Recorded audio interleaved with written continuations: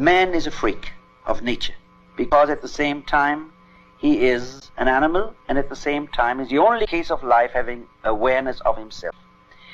This in itself, this situation of having awareness of himself and yet being in the body of an animal, would create a tremendous sense of separateness and fright. Therefore, man has to look for some union, and he can do it in two ways. He can either regress or he can progress. By regress, I mean he can try to be an animal again, to do away with awareness and reason, or he can try to develop his human powers to a certain extent that he finds new unity. Well, this is only a very brief statement, but I want to elaborate with regard to this point.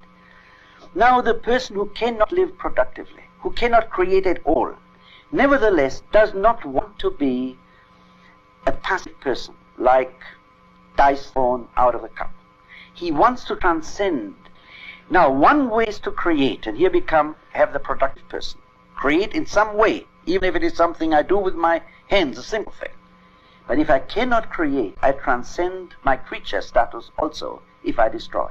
Mm-hmm. To destroy life is as much of a transcendence of life as to create it. To create requires conditions of interest, of capacity, many conditions.